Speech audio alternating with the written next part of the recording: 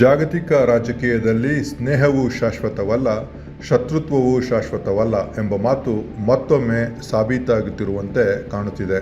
Russia Ukraine ಯುದ್ಧದ ನಂತರ ಜಿಯೋಪಾಲಿಟಿಕ್ಸ್ನ ಚಿತ್ರಣವೇ ಬದಲಾಗಿದೆ. ಈ ಹಿನ್ನೆಲೆಯಲ್ಲಿ ಭಾರತ, ರಷ್ಯಾ ಮತ್ತು ಅಮೆರಿಕ ನಡುವಿನ ತೈಲ ರಾಜಕೀಯ ಮತ್ತೆ ಚರ್ಚೆಗೆ ಬಂದಿದೆ. ಇತ್ತೀಚೆಗೆ ಭಾರತ ರಷ್ಯಾದಿಂದ ತೈಲ ಖರೀದಿ ಮಾಡುವ ವಿಚಾರದಲ್ಲಿ ಅಮೆರಿಕದ ಅನುಮತಿ ಎಂಬ ಮಾತು ರಾಜಕೀಯವಾಗಿ ದೊಡ್ಡ ಚರ್ಚೆಗೆ ಕಾರಣವಾಗಿದೆ. ಸ್ವತಂತ್ರ ರಾಷ್ಟ್ರವಾದ ಭಾರತಕ್ಕೆ ಯಾವ ದೇಶದ ಅನುಮತಿ ಬೇಕು ಎಂಬ ಪ್ರಶ್ನೆ ದೇಶದೊಳಗೆ ಕೇಳಿಬರುತ್ತಿದೆ. ಅಮೆರಿಕ ತನ್ನ ಜಿಯೋಪೊಲಿಟಿಕಲ್ ಹಿತಾಸಕ್ತಿಗೆ ಅನುಗುಣವಾಗಿ ಹೇಳಿಕೆ ನೀಡಿದರೂ ಅದು ಭಾರತದಂತಹ ದೊಡ್ಡ ಆರ್ಥಿಕ ಶಕ್ತಿಯ ನಿರ್ಧಾರಗಳ ಮೇಲೆ ಎಷ್ಟು ಪರಿಣಾಮ ಬೀರುತ್ತದೆ ಎಂಬುದೇ ಮುಖ್ಯ ವಿಚಾರ. ಈ ಮಧ್ಯೆ ಮತ್ತೊಂದು ಅಚ್ಚರಿಯ ಬೆಳವಣಿಗೆ ಎಂದರೆ ರಷ್ಯಾದ ಪ್ರತಿಕ್ರಿಯೆ.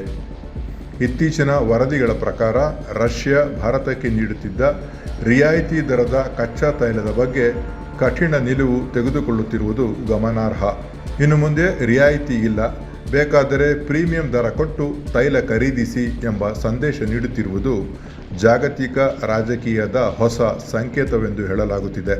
ರಷ್ಯಾ ಈ ರೀತಿಯ ಸಂದೇಶ ನೀಡುತ್ತಿರುವುದು ಕೇವಲ ವ್ಯಾಪಾರಿಕ ಕಾರಣಗಳಿಗೇನಾ, ಅಥವಾ ಭಾರತ ಅಮೆರಿಕಕ್ಕೆ ಹತ್ತಿರವಾಗುತ್ತಿರುವುದರ ಬಗ್ಗೆ ಈ ರೀತಿ ಅಸಮಾಧಾನ ವ್ಯಕ್ತಪಡಿಸುತ್ತಿದೆಯಾ ಎಂಬ ಪ್ರಶ್ನೆಗಳು ಈಗ ಉದ್ಭವಿಸಿವೆ.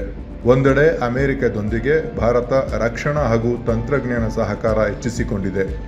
ಇನ್ನೊಂದೆಡೆ ರಷ್ಯಾ ಭಾರತಕ್ಕೆ ದಶಕಗಳ ಕಾಲ ಪ್ರಮುಖ ರಕ್ಷಣಾ ಪಾಲುದಾರವಾಗಿದೆ.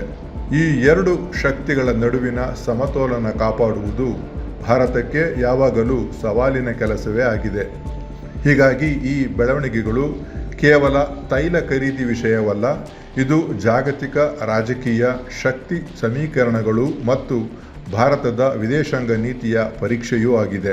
ಮುಂದಿನ ದಿನಗಳಲ್ಲಿ ಭಾರತ ಯಾವ ರೀತಿಯ ಸಮತೋಲನ ತಂತ್ರವನ್ನು ಅನುಸರಿಸುತ್ತದೆ ಎಂಬುದೇ ಈಗ ವಿಶ್ವದ ಗಮನ ಸೆಳೆಯುತ್ತಿರುವ ಪ್ರಶ್ನೆಯಾಗಿದೆ.